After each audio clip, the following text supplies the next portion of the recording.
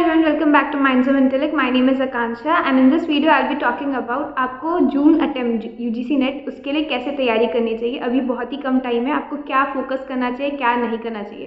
And I be sharing about paper 1 as well as paper 2 that is labour code, paper code 55। Okay, so paper 1 में आप क्या कर सकते हो, आप पहले DI कर लो। DI आप रोज़ प्रैक्टिस करो, परसेंटेज रेशियो, और अगर उससे ज़्यादा आपको बोट एंड स्ट्रीम्स वगैरह आते हैं तो वो प्रैक्टिस कर लो। टीचिंग एप्टीट्यूड आप स्किप नहीं कर सकते, लॉजिकल रीजनिंग आप पढ़ लेना। रिसर्च एप्टीट्यूड, उसमें जो टाइप्स ऑफ रिसर्च वगैरह है वो इम्पॉर्टेंट है, डिडक्टिव ये सब रीजनिंग में, लॉजिकल रीजनिंग में इम्पॉर्टेंट है। इंग्लिश का तो आप कंप्रिहेंशन कर ही लोगे। ICT इम्पॉर्टेंट है। कम्युनिकेशन, बेरियस ऑफ कम्युनिकेशन सबसे ज़्यादा इम्पॉर्टेंट है। And higher education and people and development, इसको लास्ट के लिए रखना अगर आपने अभी तक नहीं पढ़ा है, और जो पढ़ा है उसी को रिवाइज करो, नए चीज़ को टच करने की ज़रूरत नहीं है। टाइम कम है, एग्ज़ाम के दिन में क्या होता है कि हम सब कुछ कवर करने लग जाते हैं, लेकिन एग्ज़ाम में ना हम उस 3 घंटे में हम वो नहीं कर पाते, रिकॉल नहीं कर पाते। तो रिकॉल करने के लिए भी आपको रिविज़न की सबसे ज़्यादा इंपॉर्टेंस है। एंड मॉक टेस्ट आप रोज़ लगाइए। एंड पेपर कोड 55 में आप क्या करना कि यूनिट 1 में आप जो मैनेजमेंट के जितने भी थॉट्स है, कंट्रीब्यूशंस है, वो सब पढ़ लेना। बिहेवियरल अप्रोच, सिस्टम अप्रोच पढ़ लेना। एंड फंक्शंस ऑफ मैनेजमेंट तो है ही, ऊपर ऊपर देख लोगे फिर भी होगा। इससे इतने क्वेश्चंस नहीं आते जितने आपके ऊपर वाले पार्ट से आते हैं। ओके, और जो टेलर, फेयोल, मेयो, मैरी पाकर, फॉलेट, चेस्टर्ड बर्नर, उसके बहुत ज़्यादा इंपॉर्टेंट है क्वेश्चन आता है। एंड सिस्टम अप्रोच से बहुत ज़्यादा आता है। फिर आता है आपका यूनिट 2। यूनिट 2 में आपको ह्यूमन रिसोर्स मैनेजमेंट के फर्स्ट वाला पार्ट सबसे ज़्यादा इंपॉर्टेंट है। सेकंड वाला पार्ट इतना इंपॉर्टेंट नहीं है जितना आपका फर्स्ट वाला, जैसे रिक्रूटमेंट सिलेक्शन। इसमें आप एक भी क्वेश्चन, एक भी मतलब आप सोच नहीं सकते कि कुछ भी स्किप करके जाओ। और जॉब एनालिसिस सबसे ज़्यादा इंपॉर्टेंट, इसमें हमेशा आता है आपका जॉब डिस्क्रिप्शन, जॉब स्पेसिफिकेशन, इससे हर साल रेगुलर क्वेश्चन आते हैं, तो उसको आप अच्छे से पढ़ना। फिर हम पढ़ेंगे यूनिट 3।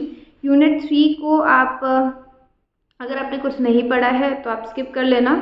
यूनिट 4 आप बिल्कुल स्किप नहीं करना, वो भी आप बार बार रिवाइज मारना। ओके, फिर यूनिट 5 में आप ट्रेड यूनियन एक्ट पढ़ लेना। Bipartism, tripartism, collective bargaining, workers participation in management important है।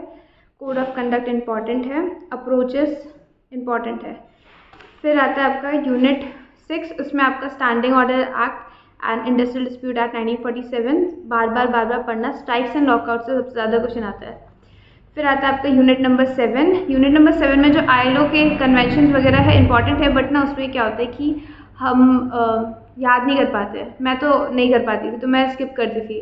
Factories act, mines act, interstate migrant workman, ये सारे लॉज इंपॉर्टेंट है। फैक्ट्रीज एक्ट को आप बिल्कुल भी स्किप नहीं करना। और फिर वेजेस में हम पढ़ेंगे,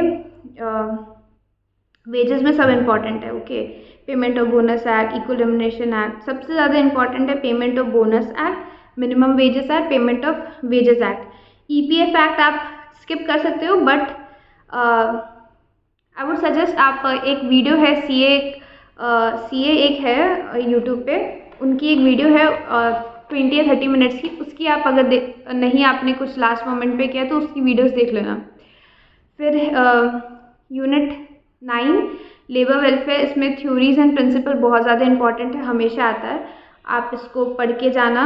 and labour market you have to study everything. Labour market आजकल बहुत ज़्यादा है, ठीक है। Demand and supply, unemployment, underemployment, पहले नहीं आते थे, आजकल बहुत ज़्यादा आ रहा है। Characteristics of Indian labour market, तो बस इतना ही पढ़ लेने से हो जाएगा आपका, अगर नेट क्वालिफाई नहीं है तो।